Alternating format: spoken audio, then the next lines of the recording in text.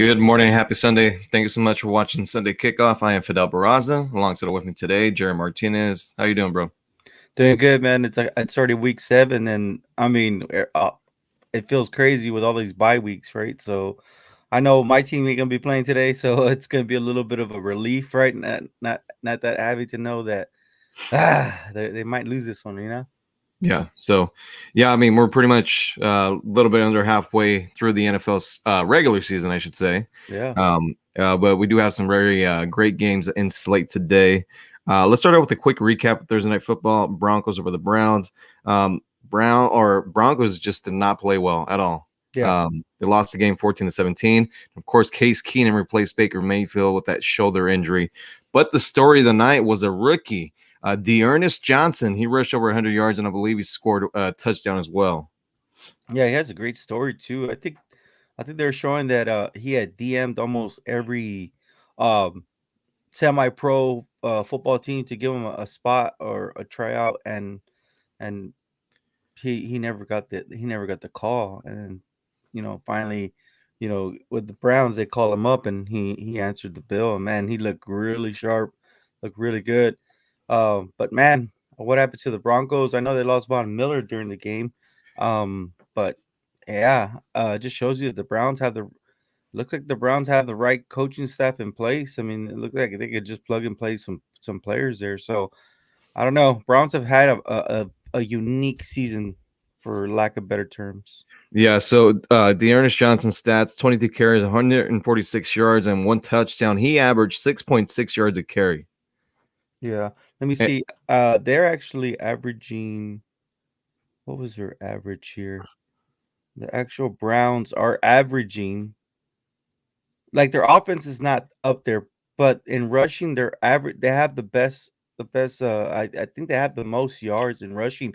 Now I understand that's kind of like unique to say because they don't have just one running back running the ball, but that offense has been able to rush for 1,193 yards. Cowboys are second, and of course, King Derrick Henry's third. yeah. And then, I mean, let's just switch over to the Broncos real quick. They got some problems. They started off It, the season 3-0, and they're on this 4-game losing streak, if I'm not mistaken. Von Miller said that it didn't matter who was going to play quarterback for the Browns. He was going to tear him up, or that tackle position as well.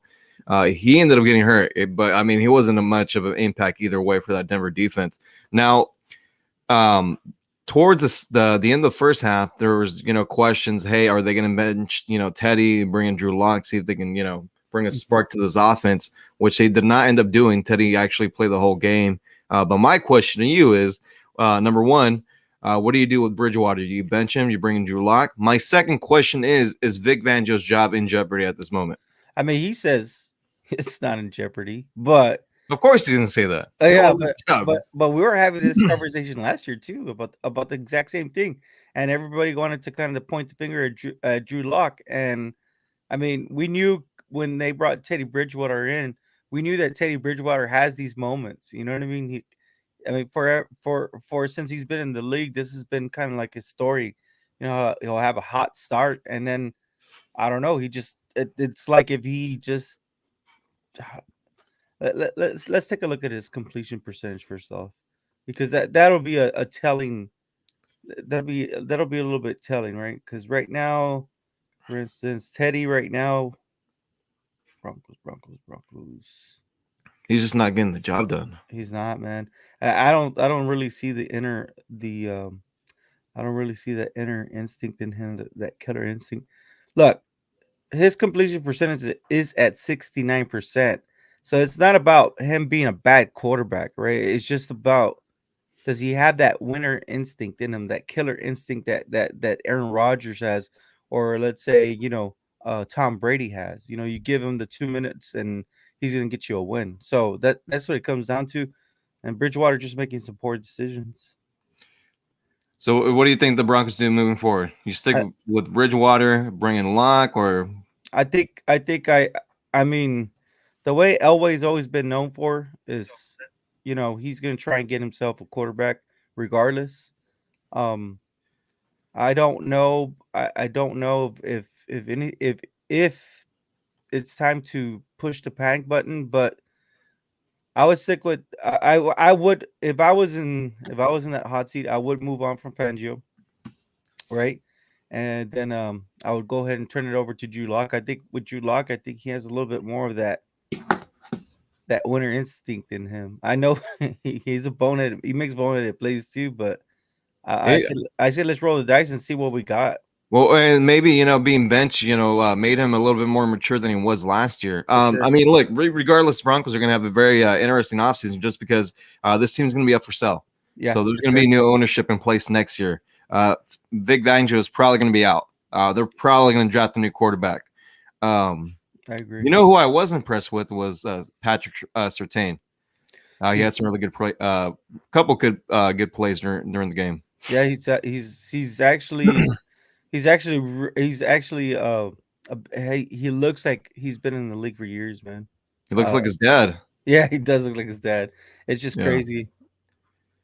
All right. So let's move on to the Sunday slate of games, but let's start off with the injuries report. And I'm just gonna, say the names of the players that are gonna be out today. So let's start off with Antonio Gibson, Levante David, Rob Gronkowski, Richard Sherman, Saquon Barkley, Kenny Galladay, Kadarius Tooney, Christian McCaffrey, Terrence Marshall, Latavius Murray, Sammy Watkins, Curtis Samuel, Taylor Lewan, Jimmy Graham, Trey Lance, and T.Y. Hilton. So that rounds out the players that are going to be out for Sunday's game. All Man, right. it's almost like if they're the same names all the time there, you know? Well, Christian McCaffrey's name is probably going to be on there for I don't know how much longer. I think it's going to be out another 3 weeks, but you never know. Yeah, I know it's supposed to just be 3 weeks that he was And out, right? Saquon too, the top two fantasy running backs, they're out. Yeah, For the, I'm pretty sure going next year, I think for fantasy, I think team play people that play fantasy are gonna stay away from those players, man. yeah, I mean, I would. Najee Best Harris is looking good. best ability is availability, right? So, Yeah. and they haven't been available. All right, biggest storyline for week 7, Jerry. What you got? Man, the one game that when you look at it is Chiefs and Titans. That's the one that it's like, wow, look at what the Titans did to the Bills, right? Like I don't know, is stealing a win the right word to use? Yeah. Oh, But and then last year too, they played a game and it was really close, and Tennessee ended up edging Kansas City at the end. yeah, so I think that one of the biggest storylines for this week is going to be it's going to have to do with this game right here. Um I think that if anything, cuz when we look at the other teams on there, a lot of these we can expect. Packers over versus Washington, obviously we're going to go Packers there. I think that the next one will be the Joe Burrow upset this week. I don't know why I feel that brewing there. And that's actually what my big storyline on week 7 is the Bengals, traveling to Baltimore to play, for first place in this division. Are the Bengals for real? We're gonna find out today. I think so too, man. But I feel it brewing, man. I don't want. I hate to call the upset, but Well, you'll have your chance to call your upset here in a minute. yeah, So, yeah, for sure. I just think they have a shot They to beat do. the Ravens, They but really the do. Ravens have been playing red hot. I mean, last week I did not expect the Chargers to get stumbled like that. No, no, you're right. I mean, and they've been playing all the way to the end. I mean, the games that they've won have come down to the wire, and they've closed it out like with authority, and that's what you want to see. And every team that is bound for the playoffs is that killer mentality. All right, what's your best matchup for week 7? Ooh, let me see that one. Oh, okay, okay. So I'm gonna say the Colts defense versus Jimmy G. Then that game's really interesting. Two teams that had high expectations are, they're struggling right now at the moment. Jimmy Garoppolo is back in tonight. Yeah, The forecast for tonight's game, it is going to be raining in Santa Clara, so it's going to be very interesting how both these teams decided, to attack the game. But to me, it's a huge game for Jimmy Garoppolo. You're coming back, Trey Lance, so he's going to be hurt. He's going to be out for a little bit. But are you going to be the quarterback for the rest of the season? yeah. I mean, that's the big one, right? Because I think at one point it looked like they gave it over to Trey Lance, and Trey Lance he got injured. So And you know what? Just talking about the NFC West really quick. I've been really impressed with the Arizona Cardinals. I did not picture them having the type of season that they're having right now. Yeah, and a lot of it has to do with Kyler Murray. So I think that with Kyler Murray, a lot of their tests are going to come down to when they play, when he has to play, like let's say a Buccaneers or a Packers, right? So I know that the Cardinals will play the Cowboys this year, and that's going to be a test for both teams because Yeah. right now you're talking about first and second place offenses in the NFL right now, and both quarterbacks actually have great completion percentages right now. I wasn't expecting that from Kyler Murray, but Kyler Murray's just gone into a different. He's gone into a different. I don't know. I don't want to. I don't want to say he's going into like a. But he's in a different mode. He- He's taking it yeah. very serious. He's a Both front runner MVP candidate to me. yeah. So Kyler Murray actually has a 73.8% completion percentage. Dak Prescott has a 73.3. So Yeah. And let's not forget, Jerry. Now they have another weapon in Zach Ertz, tight end that was traded from the Eagles as well yeah. on that Well, team. So we're gonna have to see when he actually gets an opportunity to get in, right? Because I think he has to go through all COVID protocols. So, I mean, it'd be interesting. It'd be interesting if he could if he could bring his career back. You know what I mean? yeah, and I think he is. I think he's gonna be in the right situation that's gonna revitalize his career. What's up, Kendall? Welcome to the party, man. How you doing? What's going on with y'all? Good Hey, morning, man. y'all. Sorry about that. No, But it's all right. Hey, so quick question for you. So, biggest storyline for Week 7? I've been thinking about this all morning. I'm going with the Cincinnati Bengals. Are they for real or not? We get to Yep. see them against the Baltimore Ravens today. We saw what Baltimore did to the Chargers last week. The AFC North is one interesting division. Don't sleep on Pittsburgh, Cleveland. They dealing with some issues. I want to see if the Bengals are they gonna put on this because the Chargers they fell in their face last week. Let's see if the Bengals seen what the Ravens did to the Chargers last week. Let's see if the Bengals come in there and get something done in Baltimore. That's going to be a good game. It's not a lot of good games this week. It's a lot of one-sided affairs this week. When I looked at the schedule, I mean, but you got Tampa, Chicago. We all know what's going to go on there. But I think it's Cincinnati. I think they need to flex the Sunday night game with the Indianapolis and Denver. That should have been flexed. They're not And, able to yet. In a yeah, couple of weeks, they can start doing it though. yeah, but I think this week it's not a strong. It's not a fresh set of games this week from a fan perspective. But this Cincinnati, I think the Chiefs Titans that's going to be a good game, and the Cincinnati and I think are they in Baltimore or is in Cincinnati? They're in Baltimore. That's going to be I cannot wait to see this game. I cannot wait to see this. It's going to be a good one. Best matchup for Week 7 for you?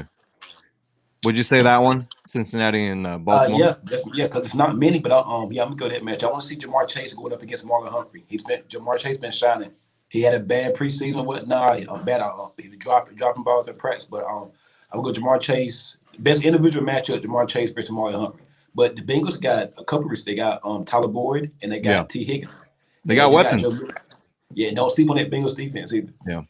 And I mean, tonight's Sunday Night Football matchup, Niners Colts. I mean, I know it's not the best game on, but it's a very interesting game just because whichever team loses this game, their season's probably over. It's going to be very hard to overcome that start, especially for the Colts. I mean, I picked them to make it to the AFC Championship game.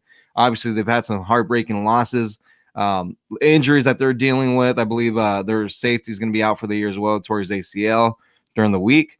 It's just going to be very interesting. Both these teams, I mean, who's going to win the game? Again, whoever loses this game tonight, their season's probably going to be over. Yeah, for sure. Another one that I guess is kind of similar to that is the Saints and the Seahawks, I guess. Yeah, Monday Night Football. Yeah, and I mean, the unfortunate thing is Russell Wilson's not there, so Yeah. I mean, shoot, you got an important game there with the Saints and the Seahawks as well too. Yeah, I mean, I just don't see Seattle making the playoffs just with Russ's injury. He's going to be out till the end of November. I mean, it's going to be tough for them. Tough slate. It's a crazy world not having the Seahawks in the playoffs. Yeah, so and who knows? That might have been the last time we see Russell Wilson in a Seattle Seahawks jersey. And another game to throw in there for the storyline was obviously you got the Rams and the Lions, man. Matt Stafford and Jared Goff facing off against the former teams. I'm glad you brought that up. I read something yesterday that Aaron Donald called Jared Goff and told him he was going after him. So he knew in his words, so he knew what it was. I'm like, where's that game at? Is it Detroit or LA? it's That's LA. in LA. Okay. Yeah. SoFi. Yeah. So, I mean, can you imagine? I mean, as it is, Aaron Donald, like if he calls you, man, that means he's for yeah, real. just imagine getting a phone call. You're like, all right, what's you want to tell me? You can just say, hey, I'm just letting you know I'm going after you. I'm like, Yeah, okay. well, So I don't know. I feel bad for Jared, but yeah, me too, man. Even the coach kind of seems like he's been getting into it. yep. All right. So for our next segment, we'll be talking NFT. You might be asking yourself, what's an NFT? I'm glad you asked because we have the right person to ask that to. We have Tyler Greenford of Base Fish Mafia joining us today. Tyler, how you doing? Hey, fellas, how's it going? Great, man. Thank you for joining the show. Hey, I appreciate you guys having me on. Big fan of the show. Thank you. So Tyler, tell us, what's an NFT? Well, an NFT is basically a digital piece of artwork. Now, it can be really anything from a photo to even just a tweet. You can really make anything into an NFT. Now, it's unique because it's on a digital ledger. So it has a specific code that's unique to you. So nobody else can just take a screenshot of it and call it their own. It's yours. So it's traded through a blockchain. Now, Ethereum, I think, Polygon, Cardano, they all have NFTs now too. Most of the cryptocurrencies will start having NFTs coming in. So yeah, basically, that's what an NFT is. It's just a digital piece of artwork that is unique to its specific code, traded through a cryptocurrency. And tell us some of the work that you're doing with Base Fish Mafia. Well, Base Fish Mafia is the NFT project that I'm currently working on, and we have 10,000 pieces of artwork, and it's they're fish, but it's like a mafia theme. So they all have these trades like hats and guns and all kinds of stuff like that make them rare. So we have a lot of exciting stuff coming that some of it I can't talk about, but we have a lot of big things coming in the future. And the NFT space is exploding right now. It's very saturated, but I don't know if you guys know Des Bryant got into the NFT space. Yeah. So yeah, Des Bryant, he got on board with a project that's centered around his number 88. So a lot of athletes are getting involved. We actually have a collegiate athlete that's going to be doing some work for us pretty soon. He plays for the University of Miami Hurricanes. Nice. And it's blowing up right now, so I'm pretty stoked. Plus, Coinbase is bringing out an NFT marketplace. So right now, we think everybody knows what an NFT is because we're in the industry. But basically, I would say 1% of the world, maybe 2%, knows what an NFT is. And, people are making a lot of money on it because the market is booming. Cryptocurrency is going up. And people, they want to know what NFTs are. It's pretty much where the art world is going. So Coinbase at the end of the year is going to make their own marketplace. And Coinbase is the biggest crypto trader right now, where everybody, so many people have Coinbase. So once they get their NFT marketplace, it'll go from that 1% to 5, 10, 20%. There's millions of people that are on the waiting list to get on Coinbase Marketplace. And if our viewers are out there watching this and listening to us, if they're interested of learning more, how can they get a hold of you? Well, I guess my Twitter is Maverick the Jet. That's my handle. But we have our Discord. If you go on Basefish Mafia, we have an Instagram, we have a Twitter. I run those, so you can find me there. Hit me with a DM. I'm always on. There's a We have a Facebook page. We have a Snapchat, a TikTok. Like we're everywhere. Yeah. So yeah, check us out. Join the Discord. Buy a fish. I mean, the community is excellent. Yeah, we'd be happy to have anybody. Yeah, And I mean, because people are making a lot of money with this. So I've been seeing a lot of people making a lot of money with this cryptocurrency. So, and then I've seen the NFT market just like you said recently just boom. People are making tons of money on this stuff. So I'm pretty sure this is kind of it's still new to our audience, but it's something that definitely they should look into. I know that the NFTs right now are hard to get. Like you said, you have to be put in a waiting list, and you know, I've seen your artwork. I like it. You know, the fishes they look like bosses. You know, so definitely I would recommend it myself. Me myself getting into crypto as of recently too. Yeah, it's if you're not in it, because it's the wave of the future. You know, you see all these people with the laser eyes on their profile picture. You know, that's crypto. like the wave. Like you have yours. Yep. Yeah, I do. And this, I mean, you're saying like crypto is the wave of the future. It's probably, you know, bold prediction. I mean, I don't want to get to that segment yet, but crypto. I mean, you know, paper money might become obsolete. You know. Yeah, and this is the next big thing. So if you're out there watching this and you're like, hey, I wonder what that NFT is, or you watch the show, get in contact with Tyler, and he'll be able to help you out. And then Tyler, if you want to stay on for the rest of the show, we got two more segments to go. So let's go to our segment, bold prediction for week 7. Let's start off with you, Tyler. What you got? All right, bold prediction. I'm gonna say my New York Jets are going to beat New England this week. Whoa! Wow, I like that. Okay. I like that. Yeah, I like that. I don't know if you noticed, but we have a Patriots fan on the panel, as you can see in the background. Yeah, I'm a Maverick fan. That's a bold prediction. You didn't see him get all uncomfortable there? Oh, I do see the stuff in the background. All right. That's bold. That is pretty bold, though. That's bold. I disrespect intended. So we'll see. All right, Kendall, what you got for your bold prediction, man? I'm gonna stay with that game and with my bold prediction. I'm going with the Patriots. They intercepted Wilson. I want to say 4 times with the first meeting. We're gonna get them 6 times today, and we're gonna shut them out. Jerry.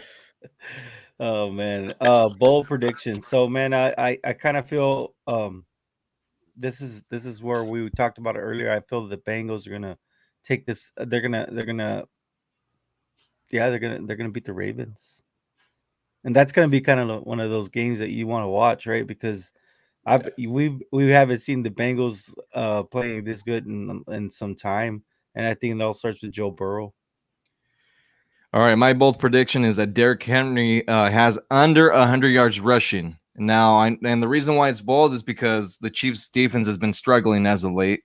So, but I think today they put the brakes on Henry, less than 100 yards rushing today. I think they get Chris Jones or Frank Clark back today too. Yep. So that should help him out. But of course, we saw what Derrick Henry did on Monday night against the Buffalo Bills. Hey, I was at the game. Oh yeah, you were. How was that?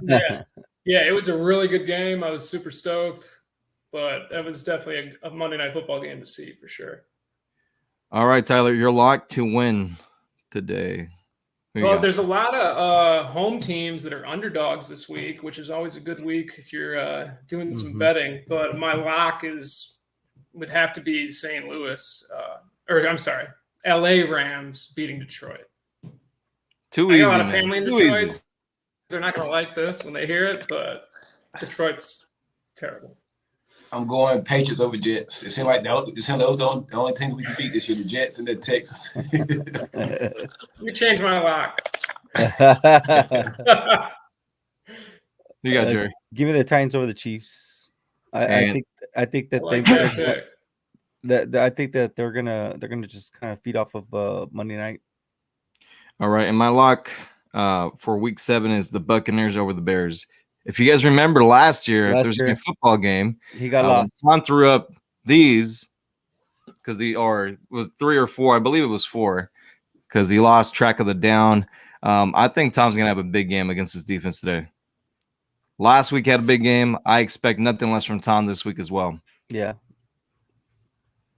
All right. Any final thoughts for you in today's show? I do like that Tennessee pick. Thank you. Home team underdog.